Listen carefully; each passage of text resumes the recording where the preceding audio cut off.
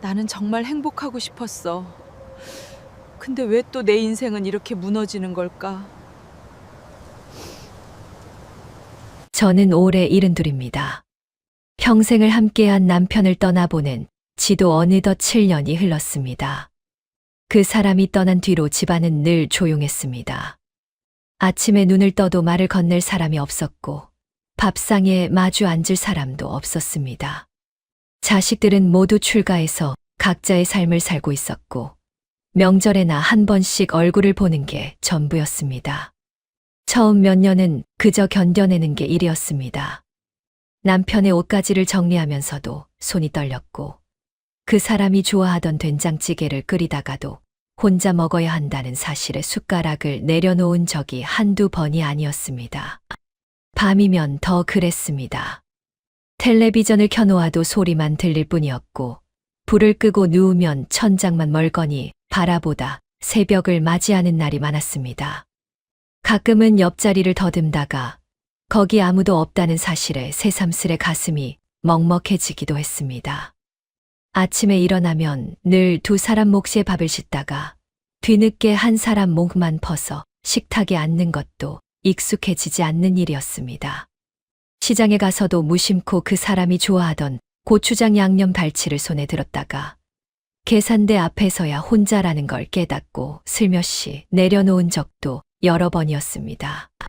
그렇게 사소한 순간마다 그 사람의 부재가 새삼스럽게 다가왔습니다. 계절이 바뀌는 것도 혼자 지켜보는 일이었습니다. 봄이 와서 동네 화단에 꽃이 피어도 그 꽃을 함께 보러 가자고 할 사람이 없었습니다.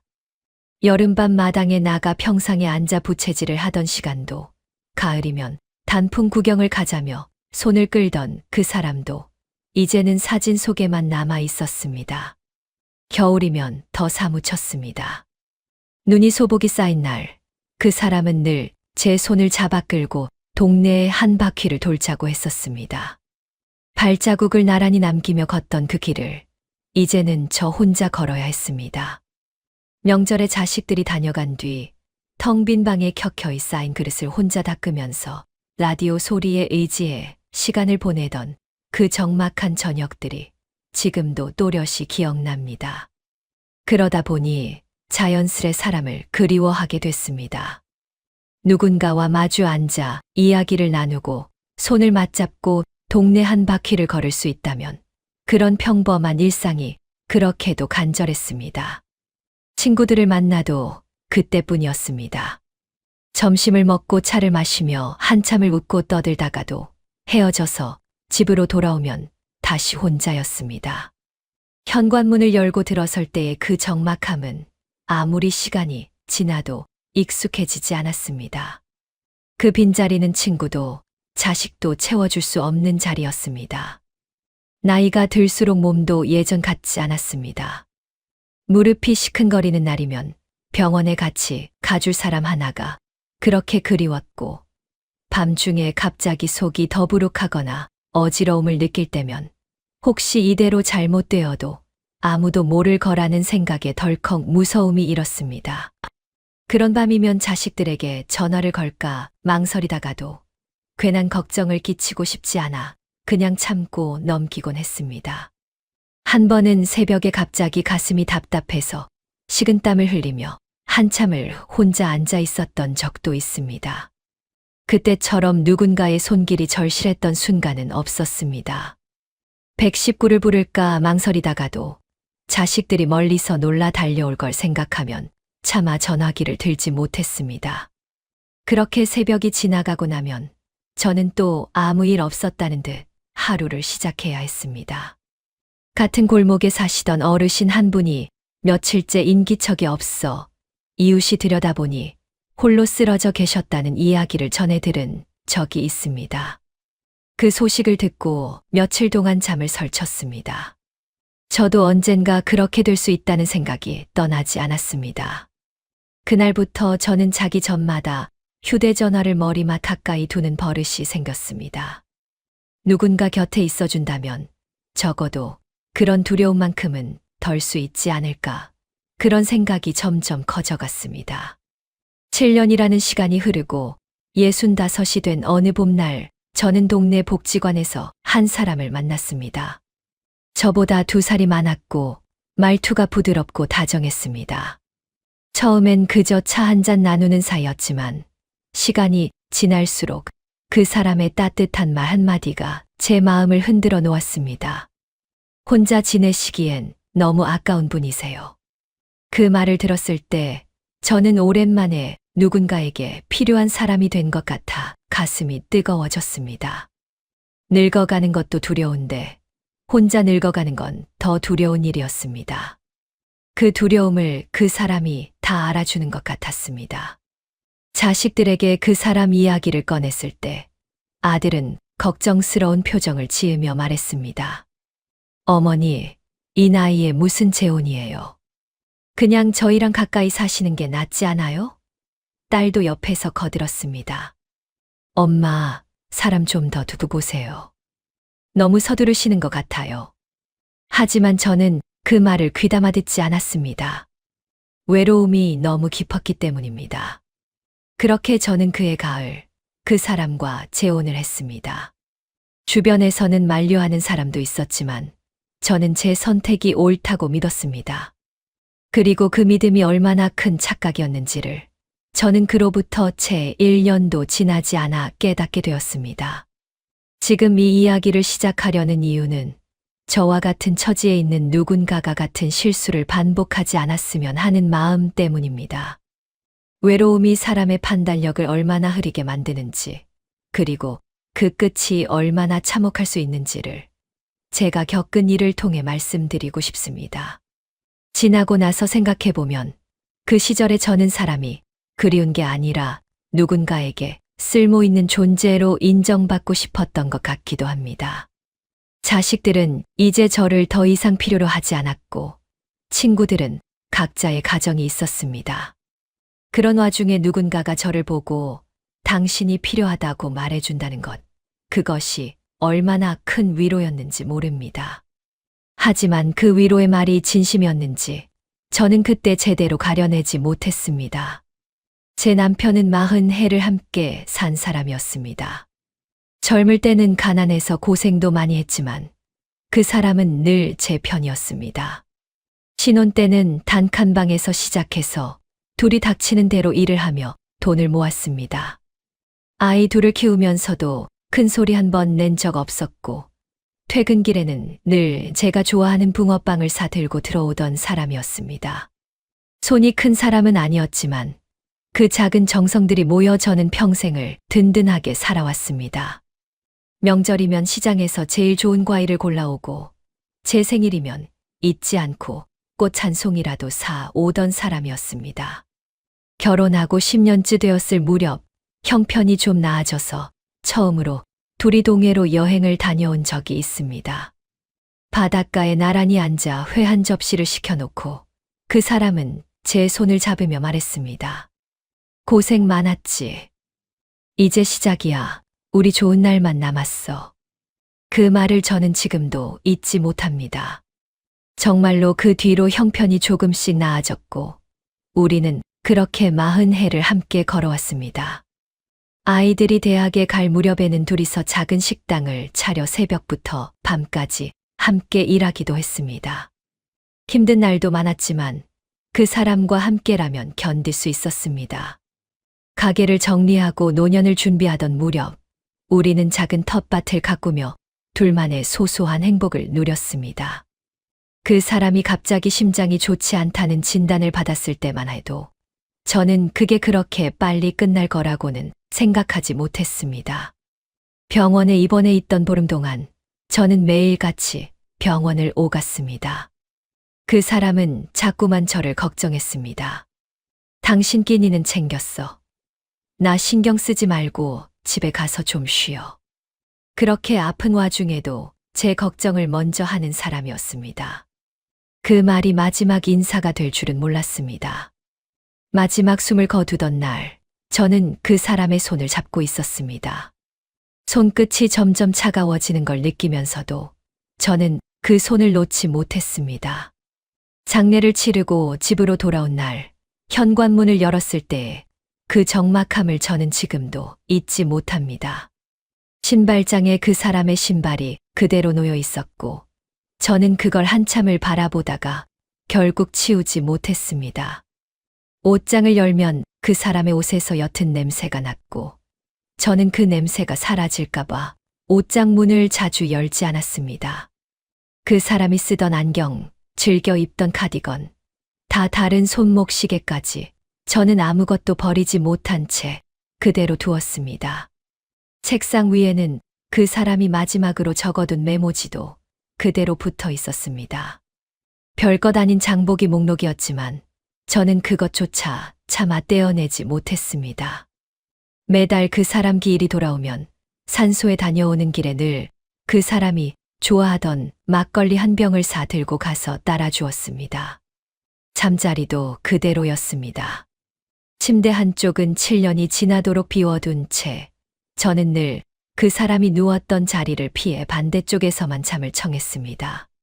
가끔은 그 빈자리에 손을 얹어보며 아직도 그 사람의 온기가 남아있는 것처럼 느껴지기도 했습니다.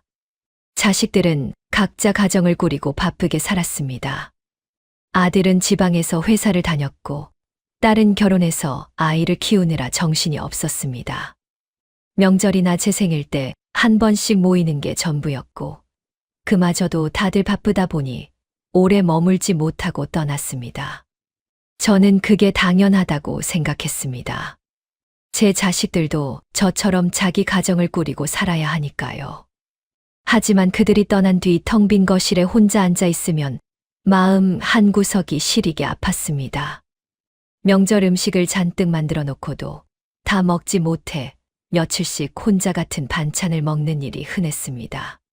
손주 얼굴을 영상통화로 보는 것도 좋았지만 화면 너머로 손을 뻗어도 닿지 않는다는 게 늘 서글펐습니다. 동네 복지관에 다니기 시작한 것도 그 무렵이었습니다. 처음엔 그냥 시간을 보내려고 간 거였습니다. 서예 교실에 등록하고 노래 교실도 다니면서 또래 어르신들과 어울렸습니다. 그곳에서 만난 분들은 다들 비슷한 처지였습니다. 사별을 했거나 자식들과 떨어져 살거나 혹은 둘 다인 분들이었습니다. 그분들과 이야기를 나누다 보면 시간이 가는 줄 몰랐습니다. 그곳에 가는 날만 기다려지기도 했습니다. 집에 있는 날보다 복지관에 있는 날이 훨씬 더 활기차다는 걸 저 스스로도 느끼고 있었습니다. 화요일과 목요일, 그 이틀이 저에게는 일주일 중 가장 환한 날이었습니다. 다른 요일에는 집안일을 하면서도 자꾸 시계를 보며 그날이 오기를 기다리곤 했습니다. 옷장 앞에서 한참을 고민하다 그날 입을 옷을 미리 골라두는 것도 어느새 습관이 되었습니다. 평소엔 신경 쓰지 않던 화장도 살짝 하게 되었고 머리를 만지는 시간도 길어졌습니다. 그런 제 모습을 보며 스스로도 헛웃음이 나왔지만 그만큼 복지관에 가는 그 시간이 저에게는 특별했습니다. 그러다 그 사람, 제가 재혼하게 될 그 남자를 만났습니다. 복지관 서예 교실에서 처음 본 그는 글씨를 참 정성스럽게 썼습니다. 흰머리가 제법 있었지만 자세가 곧고 말투가 점잖았습니다. 쉬는 시간에 차를 마시며 이런저런 이야기를 나누다 보니 그도 저처럼 부인을 먼저 보낸 사람이라는 걸 알게 되었습니다. 사모님은 얼마나 되셨어요? 저는 7년 됐습니다. 저는 5년 됐습니다. 같은 처지시네요. 그 말 한마디에 저는 묘한 동질감을 느꼈습니다. 그는 말을 참 잘했습니다. 제가 무슨 말을 하든 진지하게 들어주었고 가끔은 제가 미처 하지 못한 말까지 헤아려 주는 것 같았습니다. 혼자 지내시려면 얼마나 힘드시겠어요. 저도 그 마음 잘 압니다. 그런 말을 들을 때마다 저는 위로받는 느낌이었습니다. 오랫동안 누구에게도 그런 따뜻한 말을 들어본 적이 없었던 저였습니다. 그는 또 제 이야기를 곧잘 기억해 주었습니다. 지난주에 제가 무릎이 안 좋다고 한마디 했을 뿐인데 다음 주에 만났을 때 무릎에 좋다는 한약재를 챙겨 오기도 했습니다. 그런 세심함에 저는 점점 마음이 기울었습니다. 복지관 수업이 끝난 후에도 우리는 종종 함께 시간을 보냈습니다. 근처 공원을 걷기도 하고 가까운 식당에서 점심을 먹기도 했습니다. 그는 늘 먼저 와서 저를 기다렸고 제가 좋아하는 메뉴를 미리 알아두었다가 권하기도 했습니다. 비 오는 날엔 우산도 없이 나왔다가 제 우산을 함께 쓰자며 슬쩍 어깨를 가까이 대기도 했습니다. 그렇게 몇 달이 지나자 저는 그를 만나는 날을 기다리게 되었습니다. 집에 혼자 있는 시간이 예전보다 더 길게 느껴졌고 그가 보내는 안부 문자 한 통에 하루 종일 기분이 좋아지기도 했습니다. 거울을 보는 시간도 늘었습니다. 오랜만에 누군가에게 잘 보이고 싶다는 마음이 들었던 겁니다. 옷장 속에 넣어두었던 밝은색 옷도 다시 꺼내 입게 되었습니다. 그렇게 저는 7년 동안 잊고 지냈던 어떤 감정을 다시 느끼고 있었습니다. 친구들에게는 차마 말하지 못했지만 밤에 잠자리에 누우면 그날 그가 했던 말 한마디를 곱씹으며 혼자 웃음 짓기도 했습니다. 그런 제 모습이 스스로도 낯설었지만 동시에 참 오랜만에 살아있는 기분이 들었습니다. 그때는 그것이 진짜 사랑인지 그저 외로움이 만들어낸 착각인지 구분할 여유조차 없었습니다. 가을이 깊어갈 무렵 그가 처음으로 재혼 이야기를 꺼냈습니다. 단풍이 곱게 물든 공원 벤치에 나란히 앉아 있을 때였습니다. 저는 사모님과 함께 남은 인생을 보내고 싶습니다. 혼자 늙어가는 것보다 둘이 의지하며 사는 게 낫지 않겠습니까? 그 말을 들었을 때 저는 가슴이 두근거렸습니다. 누군가가 저를 필요로 한다는 것, 제 남은 인생을 함께 보내고 싶어 한다는 것이 그렇게도 감격스러웠습니다. 그는 제 손을 가만히 잡으며 말을 이었습니다. 남은 시간이 많지 않은데 더 미루지 말고 함께 합시다. 하지만 막상 결정을 내리려니 두려움도 있었습니다. 밤새 잠을 이루지 못하고 이리저리 뒤척였습니다. 이 나이에 다시 누군가와 산다는 게 맞는 걸까? 자식들은 뭐라고 할까? 돌아가신 그 사람한테는 어떻게 면목을 세울까? 그런 생각들이 머릿속을 떠나지 않았습니다. 저는 며칠을 고민하다가 결국 자식들에게 이 사실을 알렸습니다. 아들은 전화기 너머로 한숨을 내쉬었습니다. 어머니, 갑자기 무슨 재혼이에요? 그 사람에 대해 얼마나 아세요? 만난 지 몇 달이나 됐다고 그래요. 저는 서운한 마음이 들었습니다. 내 나이에 누가 신중하지 않을 사람이 있겠니? 나도 다 생각해서 결정한 거야. 아들은 한참 말이 없다가 다시 말했습니다. 어머니 마음 다 알지만 저는 그냥 걱정이 돼서 그래요. 통화를 끊고 나서도 저는 한참을 마음이 무거웠습니다.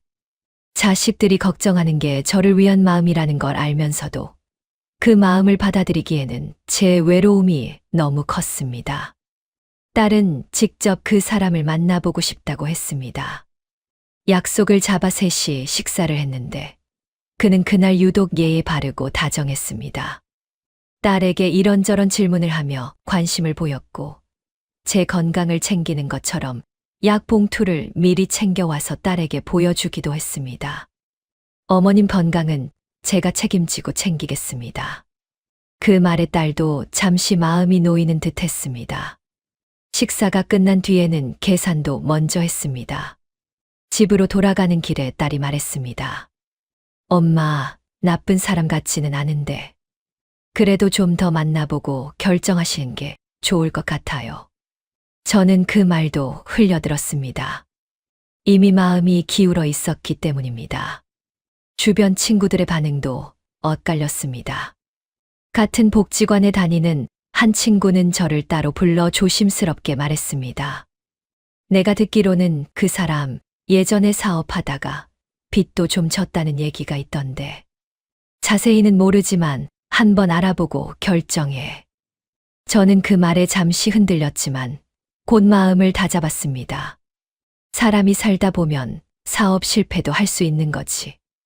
그게 무슨 큰 문제겠어. 그렇게 스스로를 다독였습니다. 지금 와서 생각해보면 그때 그 말을 좀 더 무겁게 받아들였어야 했습니다. 다른 친구 하나는 또 이렇게 말했습니다. 남자가 너무 말을 잘하면 한 번쯤 의심해봐야 돼. 진짜 좋은 사람은 그렇게 다 갖춰서 말 안 해. 그 말도 저는 그저 노파심이라 여기고 넘겼습니다. 심지어 한 친구는 자기 동네에서 비슷한 일을 겪은 사람 이야기를 꺼내며 신신당부를 했습니다. 재산은 절대 합치지 말고 혼인신고도 천천히 하라는 말이었습니다. 그때는 그 말이 그저 과한 걱정처럼 들렸습니다. 그는 제 마음을 다 안다는 듯 더 자주 연락하고 더 자주 찾아왔습니다. 비가 오는 날이면 우산을 들고 복지관 앞에서 기다렸고, 제가 몸이 안 좋다고 하면 죽을 끓여 들고 오기도 했습니다. 사모님 같은 분을 만난 게 제 인생의 행운입니다. 그런 말을 들을 때마다 저는 점점 더 그에게 의지하게 되었습니다. 7년 동안 누구에게도 받아보지 못한 보살핌이었습니다. 그가 그렇게 다가올수록 저는 자식들의 걱정스러운 눈빛보다 그의 따뜻한 말에 더 마음이 쏠렸습니다. 어느 날엔가는 딸이 다시 한번 진지하게 말을 꺼냈습니다. 엄마, 정말 후회 안 하시겠어요? 이런 큰 결정을 이렇게 빨리 하시는 게 저는 좀 걱정돼요. 저는 그때 딸의 손을 잡고 말했습니다. 엄마도 이제 살 날이 얼마나 남았는지 모르는데 외롭게 보내고 싶지 않아서 그래. 너희도 너희 인생 사느라 바쁜데 엄마도 엄마 인생을 살아야 하지 않겠니? 딸은 그 말에 더 이상 반대하지 못했습니다. 그저 안타까운 눈으로 저를 바라볼 뿐이었습니다. 저는 그 눈빛의 의미를 그때는 제대로 헤아리지 못했습니다. 자식들의 반대를 무릅쓰고 저는 결국 재혼을 결심했습니다. 결혼식 날짜를 정하기 전 그는 혼인신고부터 먼저 하자고 했습니다. 어차피 할 거면 미리 해두는 게 낫지요. 서류는 그냥 절차일 뿐이니까요. 저는 별다른 의심 없이 그 말을 따랐습니다. 그가 살던 작은 집은 정리하고 제 집으로 들어와 함께 살기로 했습니다. 그의 짐을 옮기던 날, 저는 7년 만에 집 안에 다른 사람의 물건이 늘어나는 걸 보며 묘한 기분이 들었습니다. 외로움이 끝나는구나 싶어 마음이 들떴습니다. 작은 예식장을 빌려 가까운 친지들만 모시고 조용히 식을 올렸습니다. 한복 대신 수수한 정장을 입고 작은 꽃다발을 들고 입장하던 그 순간이 지금도 생생합니다. 그날 그는 제 손을 꼭 잡고 말했습니다. 이제 평생 외롭지 않게 해드리겠습니다. 저는 그 말을 진심으로 믿었습니다. 7년의 외로움이 드디어 끝난다고 생각했습니다. 식장에 앉아 계신 친지들을 둘러보며 저는 정말 새로운 인생이 시작되는 것 같아 마음이 벅찼습니다. 결혼식 날 아들은 끝내 참석하지 않았습니다. 식이 있던 그 시간, 저는 휴대전화를 몇 번이나 확인했습니다. 혹시라도 늦게라도 와줄까 싶어서였습니다. 결국 끝까지 오지 않았고, 저는 식이 끝난 뒤 화장실에서 잠시 눈물을 훔쳤습니다. 그날 밤늦게 아들에게 전화를 걸었습니다. 엄마 결혼식인데 끝까지 안 올 거니? 아들은 한참 침묵하다가 말했습니다. 어머니, 저는 축하해드릴 수가 없었어요. 죄송해요. 그 말에 저는 더는 아무 말도 하지 못하고 전화를 끊었습니다. 그때는 그저 아들이 너무 고집스럽다고만 생각했습니다. 딸만 와서 자리를 지켜주었지만 표정은 끝까지 무거웠습니다. 저는 그때까지도 그게 그저 자식들의 걱정 때문이라고만 생각했습니다. 제 선택이 잘못되었을 거라고는 그날만큼은 단 한 번도 생각하지 않았습니다. 식이 끝나고 그와 나란히 사진을 찍을 때 저는 정말 오랜만에 환하게 웃었습니다. 신혼여행이라고 가까운 온천으로 1박을 다녀왔는데 그날 밤 그는 제게 이런 말을 했습니다. 이제 우리 서로한테 전부를 걸어봅시다. 저는 그 말이 그저 다정한 다짐인 줄로만 알았습니다. 온천물에 발을 담그고 나란히 앉아있던 그 밤, 저는 정말 새로운 삶이 시작된다고 믿어 의심치 않았습니다. 이튿날 집으로 돌아오는 차 안에서 그는 운전을 하며 콧노래를 흥얼거렸습니다. 저는 그 옆모습을 바라보며 생각했습니다. 이 사람과 함께라면 남은 세월이 외롭지 않겠구나.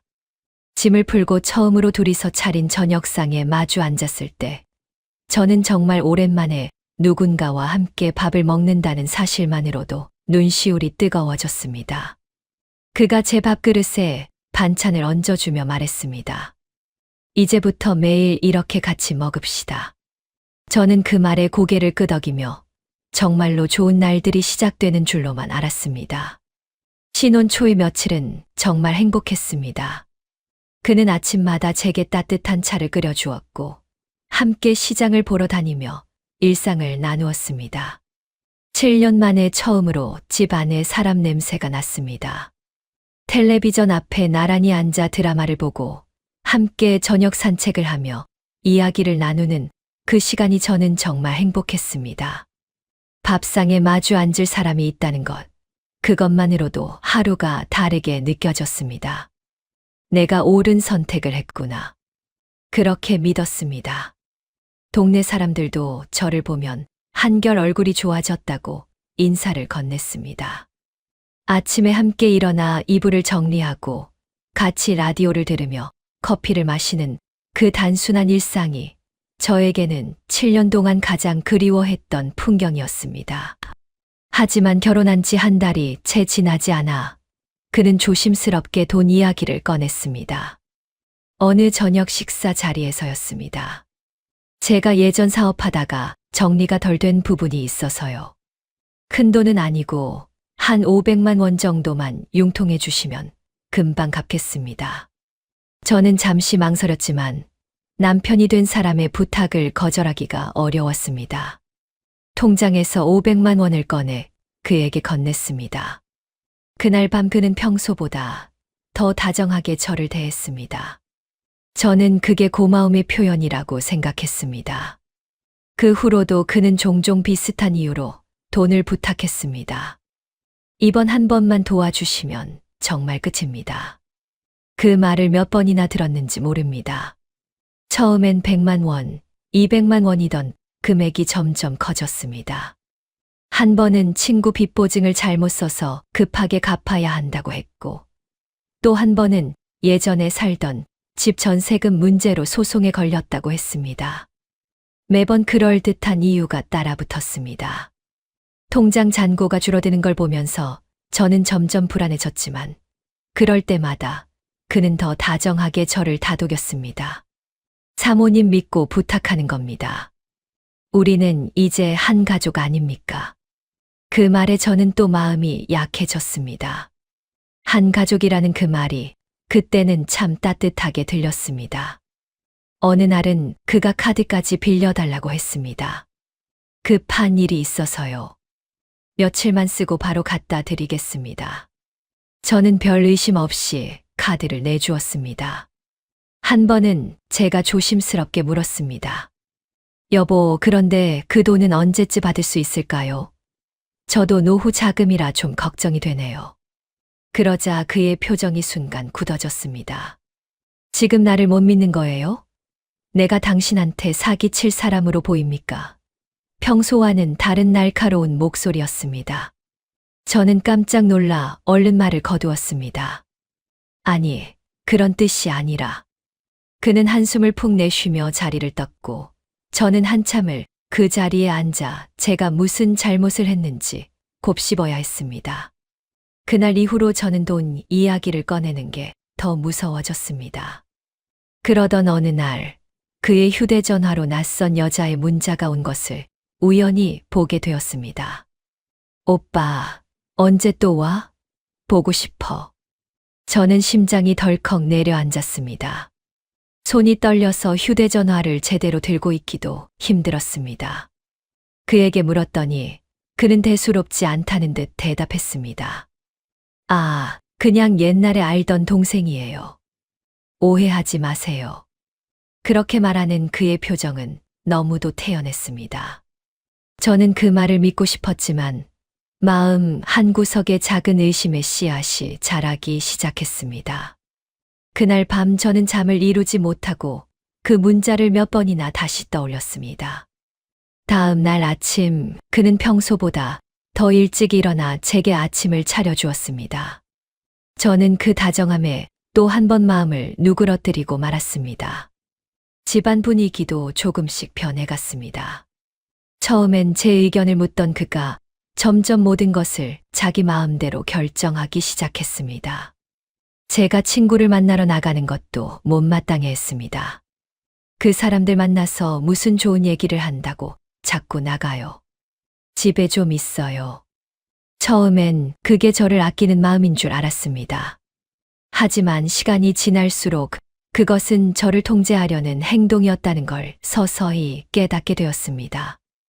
외출 한 번을 하려 해도 그의 눈치를 봐야 했고, 친구를 만나고 돌아오면 어디 갔다 왔는지, 누구를 만났는지 꼬치꼬치 캐물었습니다. 심지어 제 휴대전화를 슬쩍 들여다보는 일도 잦아졌습니다.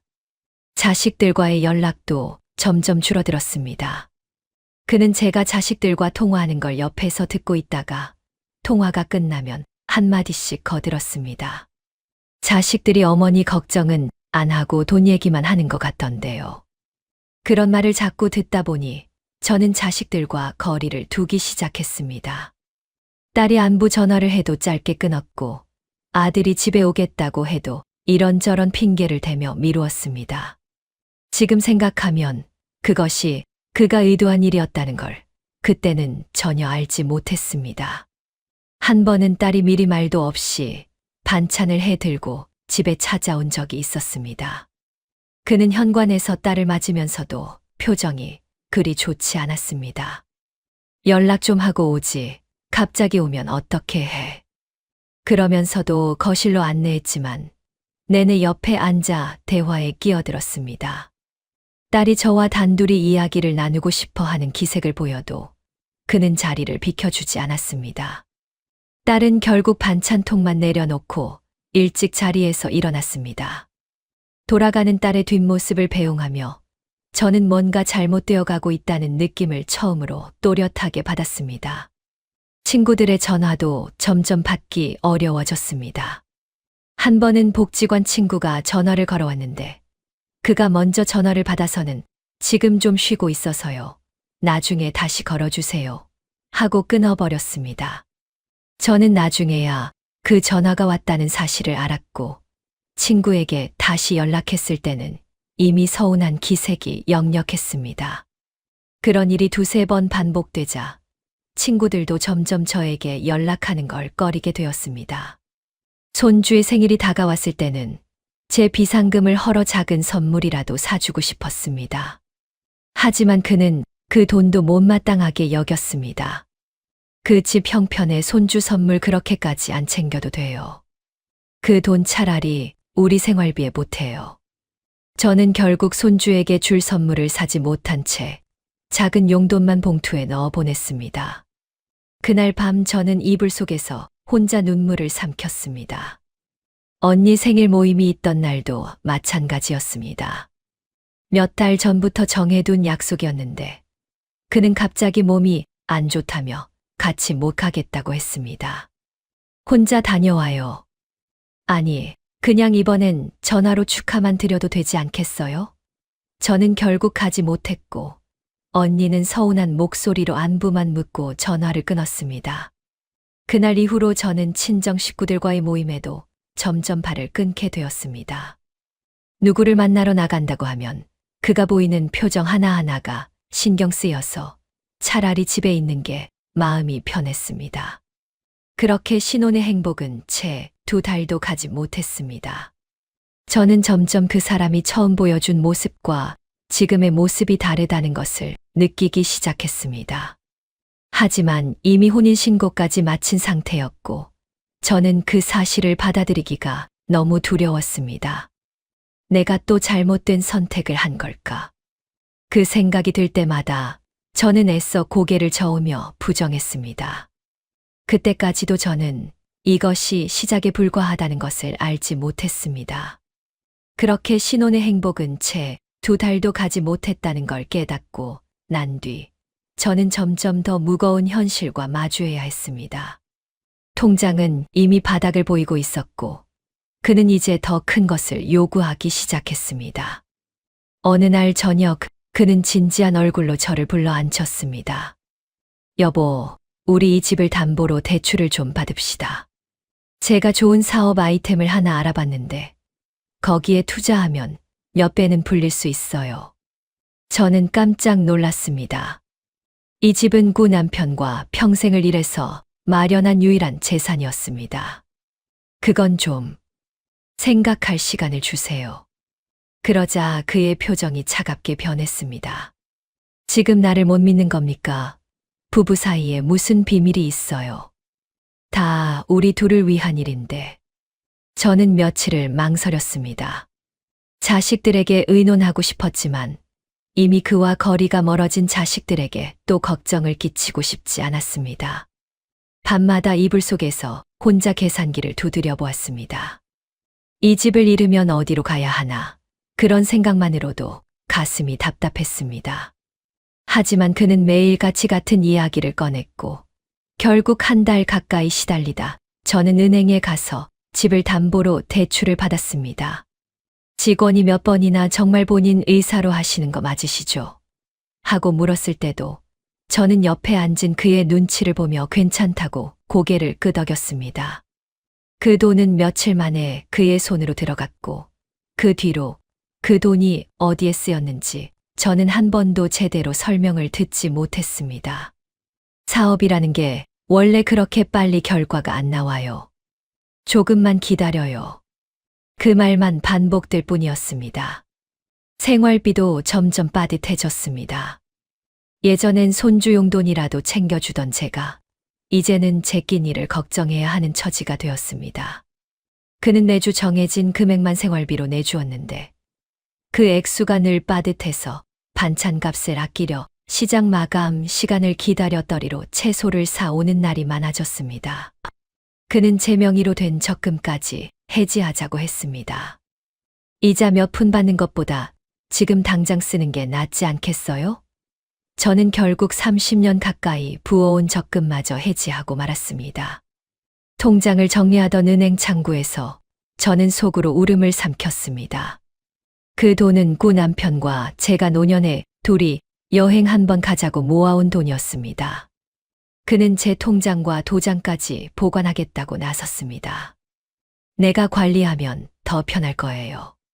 당신은 그런 거 신경 쓰지 말고 편하게 지내요.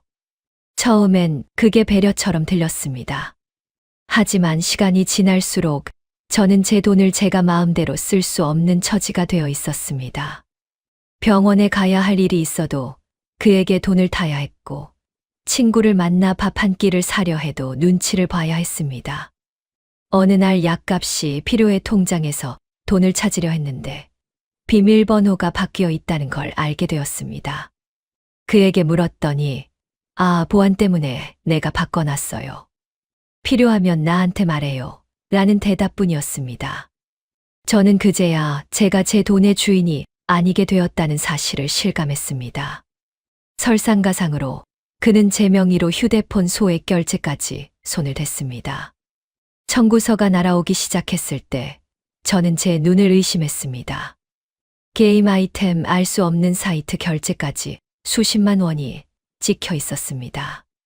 그에게 따져 물었지만 그는 오히려 화를 냈습니다. 그게 뭐 큰 돈이라고 이렇게 따져요. 사람이 좀 넉넉하게 살아야지. 저는 더 이상 말을 잇지 못했습니다. 이미 그에게 맞서는 일 자체가 두려워지고 있었습니다. 복지관에서 오랫동안 함께 다닌 친구가 어느 날 제 얼굴을 보더니 깜짝 놀란 표정을 지었습니다. 왜 이렇게 살이 빠졌어? 얼굴도 까칠하고. 무슨 일 있는 거 아니야. 저는 애써 웃으며 그냥 요즘 입맛이 없어서 그래 하고 둘러댔습니다. 친구는 한참을 제 눈을 들여다보더니 조심스럽게 말했습니다. 혹시 무슨 힘든 일 있으면 말해. 옛날부터 너 그런 거 잘 숨기더라. 저는 그 말에 목이 메었지만 끝내 아무 말도 하지 못했습니다. 그날 집으로 돌아오는 길, 저는 버스 창밖을 보며 한참을 멍하니 앉아 있었습니다.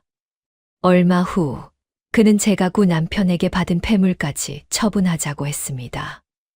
이런 거 끼고 다녀봐야 도둑 맞기나 좋지. 차라리 팔아서 급한 거 막아놓고 나중에 더 좋은 거 사주면 되지 않겠어요?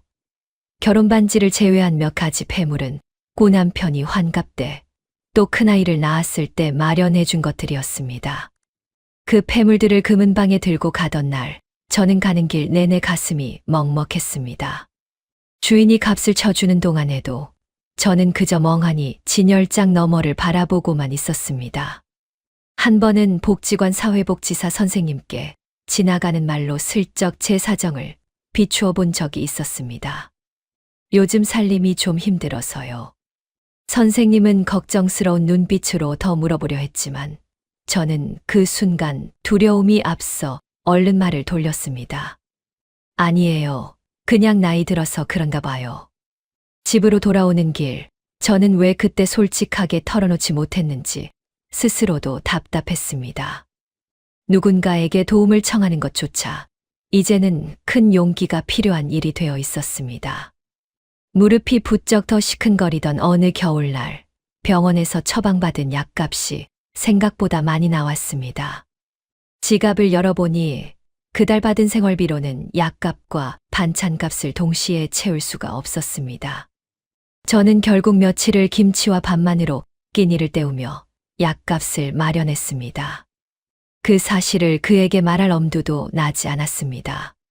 한 번은 그가 외식을 하자며 비싼 식당에 데려간 적이 있었는데 저는 차마 음식이 잘 넘어가지 않았습니다. 며칠을 굶다시피 한 끝에 마주한 그 풍성한 식탁이 오히려 더 서글프게 느껴졌습니다. 그날 밤 집으로 돌아오는 길, 저는 창문에 비친 제 얼굴을 보며 생각했습니다. 내가 지금 무슨 삶을 살고 있는 걸까? 단골로 다니던 시장 반찬 가게 주인 아주머니도 제 변한 모습을 눈치챈 듯 했습니다. 요즘 왜 이렇게 적게 사가셔?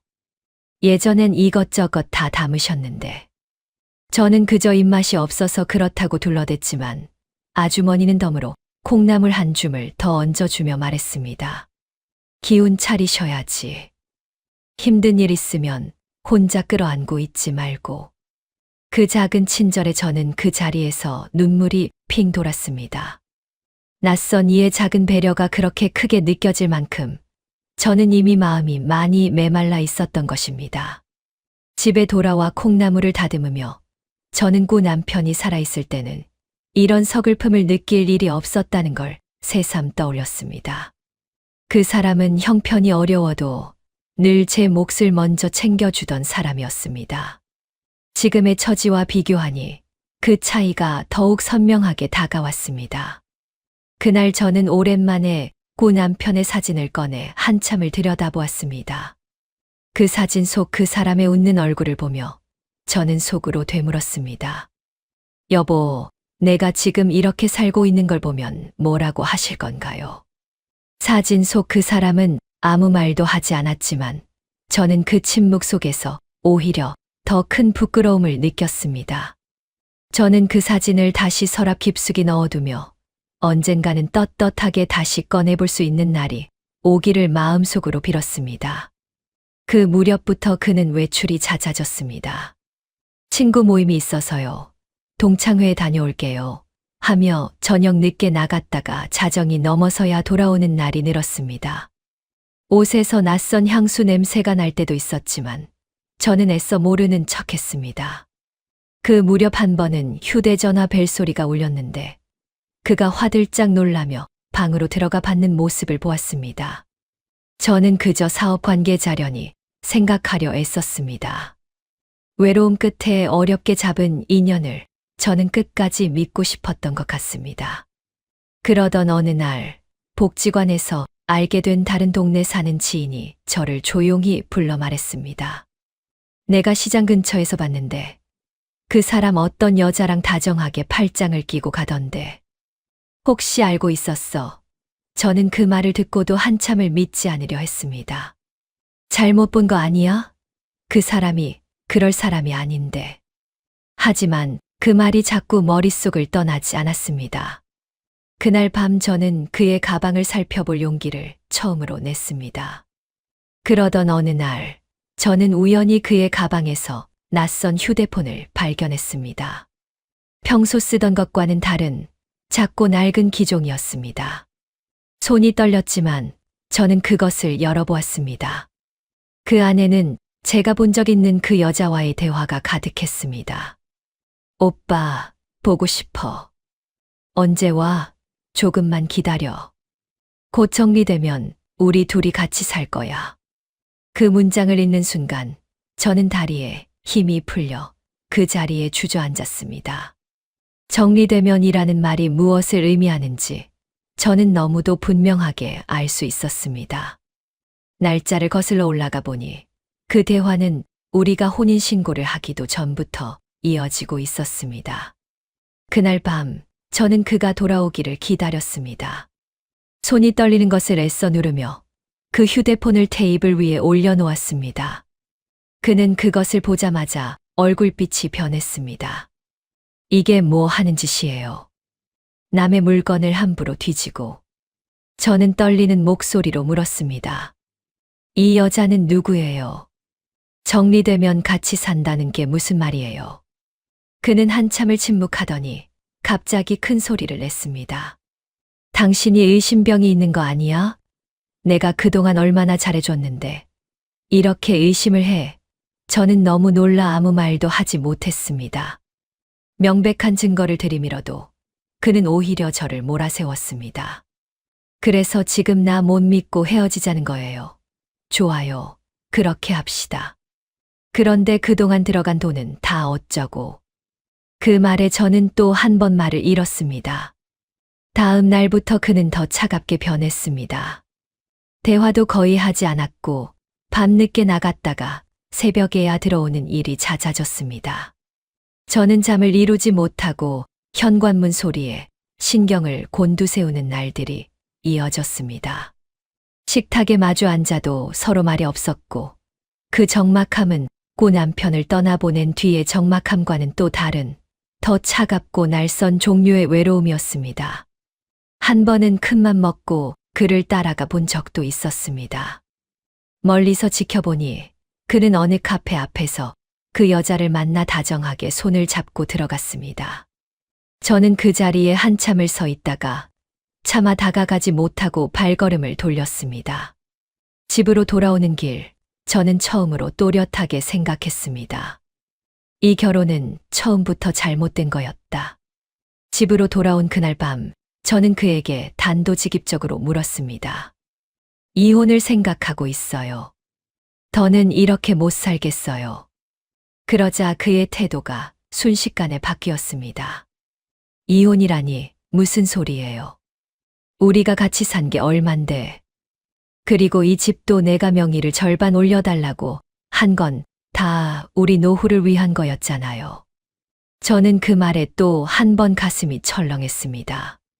제가 알지 못하는 사이 그는 이미 집 문제까지 손을 대놓고 있었던 것입니다.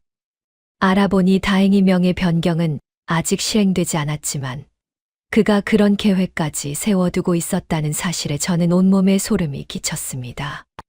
그날 밤 저는 한숨도 자지 못한 채 베개를 적시며 고 남편의 영정 사진을 떠올렸습니다. 여보, 나 어떻게 해야 하나요? 그는 며칠 뒤 또 다른 얼굴로 저를 대했습니다.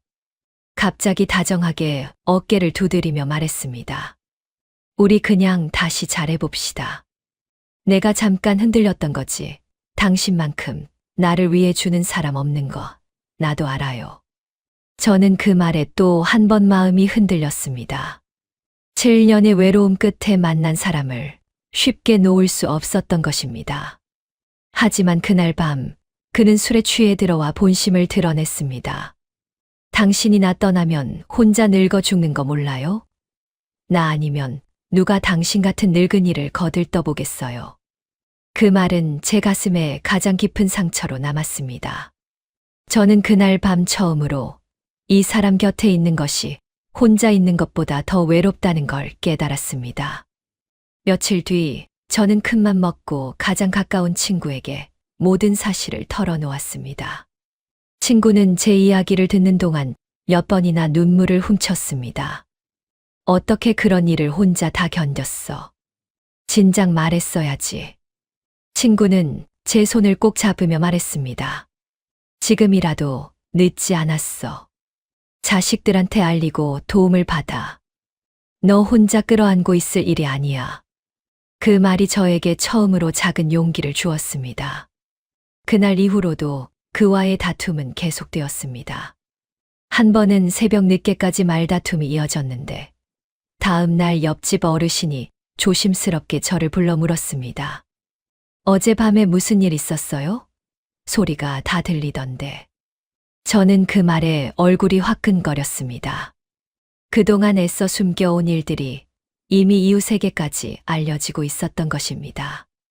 부끄러움과 동시에 더는 이렇게 살 수 없다는 생각이 분명해졌습니다. 그날 밤 저는 처음으로 잠자리에 들기 전 일기장을 꺼내 그동안 있었던 일들을 하나씩 적어보았습니다. 날짜와 금액, 그가 했던 말들을 적어 내려가다 보니 제가 얼마나 많은 것을 잃고 있었는지가 또렷이 보였습니다. 그 일기장을 쓰던 며칠 동안 그는 또 한 번 태도를 바꿔 저를 정성스럽게 보살피듯 했습니다. 아침마다 죽을 끓여주고 제 무릎을 주물러주며 다정한 말을 건넸습니다.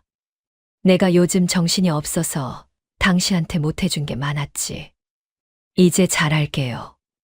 예전이라면 그 말에 또 마음이 흔들렸을 저였지만 일기장에 적어둔 날짜와 금액들을 다시 들여다보니 이번만큼은 흔들리지 않을 수 있었습니다. 이 사람의 다정함은 늘 무언가가 필요할 때만 찾아온다. 그 사실을 비로소 명확하게 알게 되었습니다. 그날부터 저는 그가 건네는 다정한 말 한마디 한마디를 예전처럼 고지곳대로 받아들이지 않게 되었습니다. 오히려 그 말 뒤에 숨은 의도를 헤아려 보려 애썼습니다.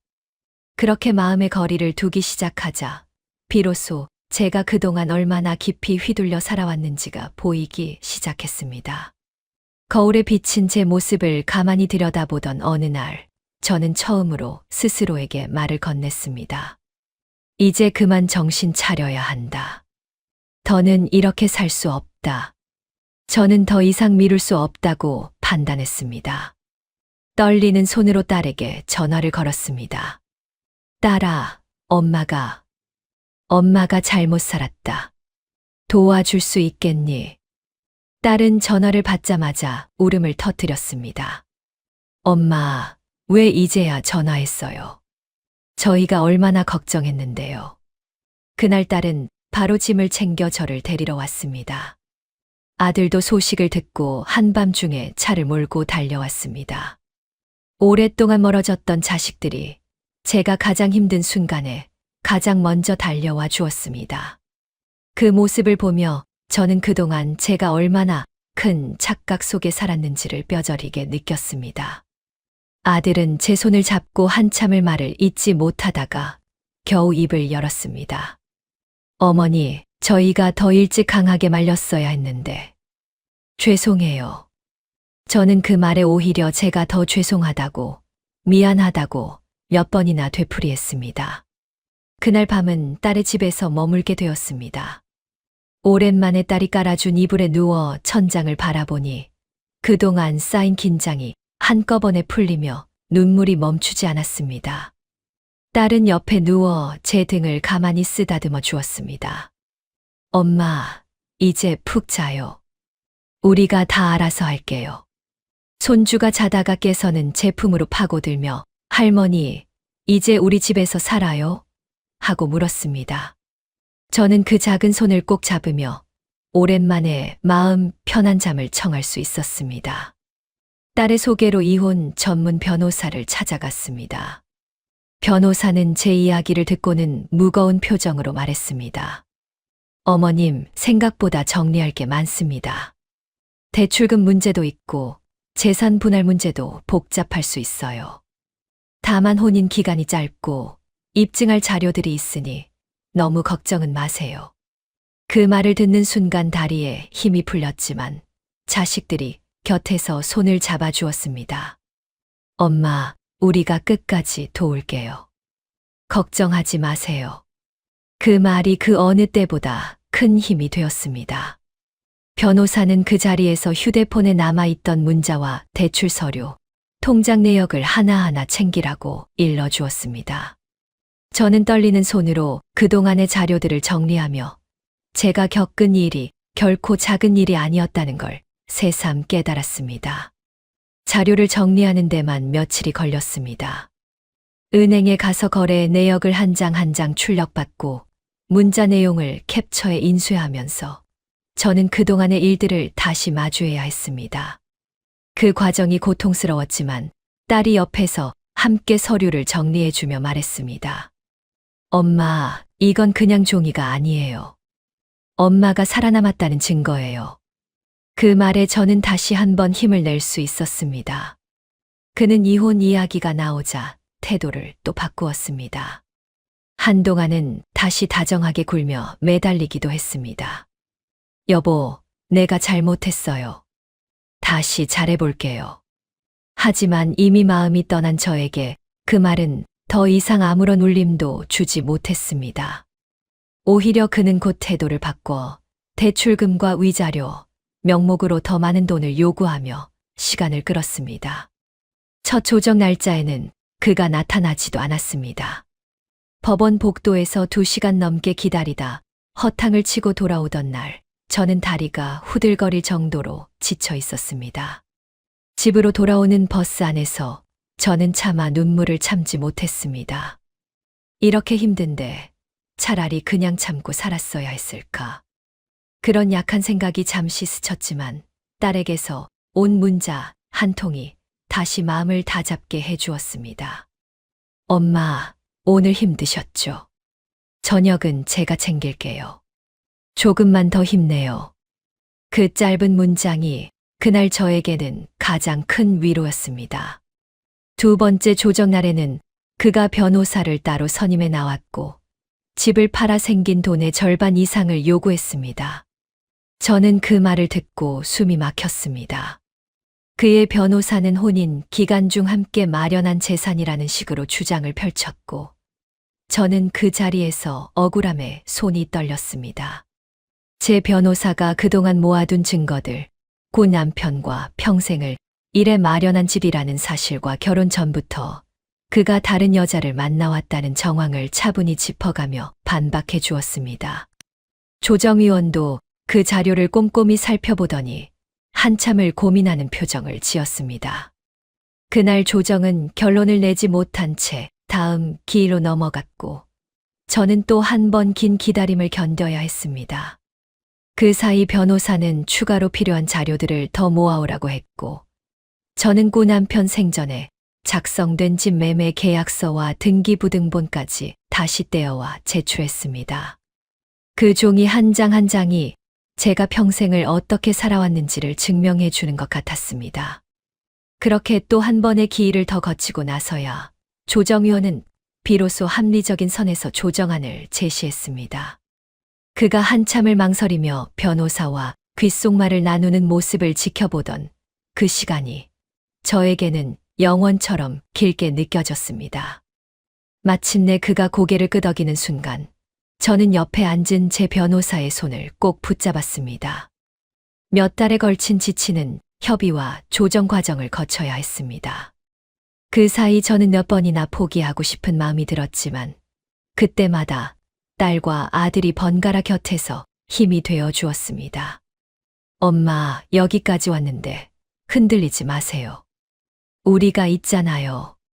한 번은 그가 조정실 밖에서 저를 따로 붙잡고 마지막으로 회유하려 했습니다. 이렇게까지 안 해도 되잖아요. 우리 그냥 조용히 끝냅시다. 저는 그 말에 더는 흔들리지 않고 단호하게 고개를 저었습니다. 그 순간 저는 처음으로 그에게 휘둘리지 않는 제 모습을 느낄 수 있었습니다.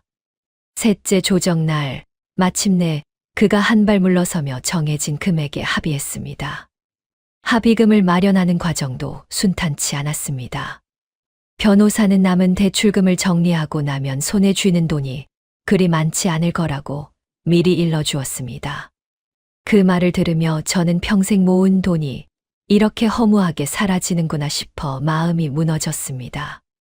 그래도 딸과 아들이 나서서 작은 전셋집을 함께 알아봐 주었습니다. 부동산 몇 곳을 둘러보던 날, 딸은 제 손을 잡고 말했습니다. 엄마, 너무 작아도 괜찮아요. 우리 가까이만 있으면 돼요. 그 말에 저는 또 한 번 울컥했습니다. 집을 정리하고 떠나던 날, 저는 꾸 남편과 함께 살던 그 집의 마지막 모습을 눈에 담았습니다.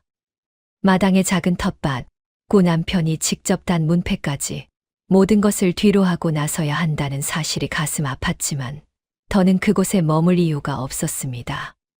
딸과 아들이 와서 짐을 옮겨 주었고 저는 마지막으로 신발장에 그대로 두었던 꾸 남편의 신발을 조심스레 상자에 담았습니다. 결국 길고 지친 시간을 지나 법원의 조정을 통해 이혼이 마무리되었습니다. 집은 지키지 못했지만 더 이상 그에게 휘둘리지 않을 수 있다는 사실 하나만으로도 저는 살 것 같았습니다. 도장을 찍고 법원을 나서던 날, 하늘이 유난히 맑았던 게 지금도 기억납니다. 딸이 제 손을 꼭 잡아주며 말했습니다. 엄마, 이제 진짜 끝났어요. 우리랑 같이 살아요. 저는 그 말에 그동안 참아온 눈물을 한꺼번에 쏟아냈습니다. 지금 저는 딸 내외의 집 근처의 작은 전셋집을 얻어 혼자 지내고 있습니다. 예전처럼 외롭지 않냐고 묻는 분들도 있습니다. 솔직히 말하면 가끔은 여전히 외롭습니다. 하지만 이제는 그 외로움이 저를 잘못된 선택으로 이끌지 않도록 스스로를 단단히 다잡으며 지내고 있습니다. 매주 한 번은 딸이 반찬을 들고 찾아오고 아들도 주말이면 손주를 데리고 들립니다. 그렇게 자식들과 다시 가까워진 시간들이 제게는 그 어떤 것보다 큰 위로가 되었습니다. 손주가 제 무릎에 앉아 제잘대는 소리를 들을 때마다 저는 그동안 잃어버렸던 평범한 행복이 무엇인지 다시금 깨닫습니다. 그렇게 끼니를 거르던 시절도 지나가고 요즘은 딸이 챙겨주는 밥상 덕분에 살도 조금 오르고 얼굴빛도 한결 좋아졌습니다. 얼마 전 병원에 검진을 갔을 때 의사 선생님이 예전보다 혈색이 훨씬 좋아지셨네요. 하고 말씀해 주셨을 때 저는 마음속으로 안도의 숨을 내쉬었습니다. 몸이 회복되는 것만큼 마음도 조금씩 단단해지고 있다는 걸 느낍니다. 지나고 나서 돌이켜보면 그때 저는 외로움에 너무 깊이 잠식되어 있었습니다. 누군가 따뜻한 말 한마디만 건네면 그 사람의 진심을 제대로 들여다볼 여유도 없이 마음을 다 내어주고 말았습니다. 자식들이 걱정하는 말들도 친구들이 건넨 경고도 그때는 다 흘려들었습니다. 외로움이 사람의 판단력을 그렇게까지 흐리게 만들 수 있다는 걸 저는 그 모든 일을 겪고 나서야 비로소 알게 되었습니다. 가끔 그때를 떠올리면 제가 정말 그런 선택을 했었나 싶어 스스로도 낯설게 느껴질 때가 있습니다. 딸은 가끔 저에게 그동안의 일을 글로 남겨보라고 권합니다. 엄마 이야기가 다른 분들한테 도움이 될 수도 있어요. 처음엔 부끄럽고 망설여졌지만 이렇게 제 이야기를 들려드리기로 마음먹은 것도 그 때문입니다. 같은 아픔을 겪을 뻔한 누군가가 제 이야기를 듣고 한 번 더 신중해질 수 있다면 그것만으로도 충분한 의미가 있다고 생각했습니다. 요즘 복지관에 다시 나가고 있습니다. 예전처럼 누군가를 애타게 기다리는 마음이 아니라 그저 같은 처지의 어르신들과 마음을 나누고 시간을 보내는 게 좋아서입니다. 서예 교실에도 다시 등록했습니다. 이번에는 그저 글씨를 정성스럽게 쓰는 그 시간 자체를 즐기려 합니다. 얼마 전에는 저와 비슷한 처지의 한 어르신이 새로운 인연을 만났다며 들떠있는 모습을 보았습니다. 저는 차마 제 이야기를 다 꺼내지는 못했지만 조심스럽게 한마디를 건넸습니다. 급하게 마음먹지 말고 천천히 그 사람을 알아가 보세요. 통장이나 재산 문제는 절대 서두르지 마시고요. 그 말이 그분께 작은 도움이 되었기를 바랍니다. 저와 같은 처지에 계신 분들께 드리고 싶은 말이 있습니다.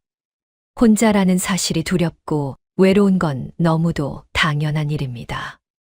하지만 그 외로움을 메우기 위해 서두르지는 마세요. 한 사람을 제대로 알아가는 데는 시간이 필요합니다. 적어도 1년은 두고 지켜보셔야 합니다. 재산은 함부로 합치지 마시고 혼인신고도 서두르지 마세요. 통장과 도장, 비밀번호는 끝까지 본인이 직접 관리하세요. 큰돈이 오가는 결정은 절대 혼자 내리지 마시고 자식들이나 믿을 수 있는 사람과 꼭 상의하세요. 자식들이, 친구들이 건네는 걱정의 말 한마디를 가볍게 흘려듣지 마세요. 그 말들 속에는 저를 진심으로 아끼는 마음이 담겨 있었다는 걸 저는 너무 늦게 알았습니다. 또 한 가지, 누군가 유독 말을 잘하고 모든 걸 다 갖춘 것처럼 다정하게만 군다면 오히려 한번 더 의심해 보셔야 합니다.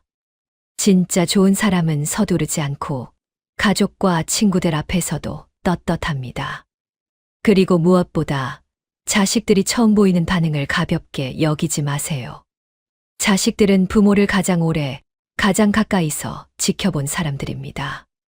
그들의 직감이 때로는 그 어떤 판단보다 정확할 수 있습니다. 저 역시 그 직감을 좀 더 진지하게 받아들였더라면 그 모든 일을 겪지 않았을지도 모릅니다. 하지만 지나간 시간을 되돌릴 수는 없으니 저는 이제 그 경험을 누군가에게는 도움이 되는 이야기로 남기고 싶습니다. 그것이 제가 그 모든 아픔을 겪고도 끝내 찾아낸 작지만 분명한 의미입니다. 누군가는 제 이야기를 듣고 그렇게까지 당할 줄 알았으면서도 왜 진작 헤어지지 못했을까 생각하실 수도 있습니다.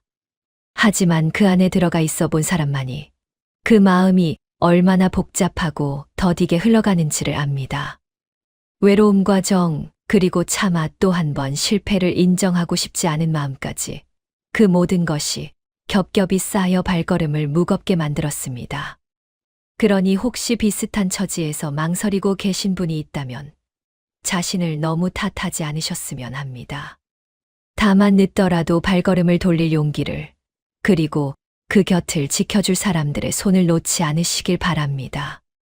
남은 인생, 저는 더 이상 누군가에게 의지해서 채우려 하지 않을 생각입니다.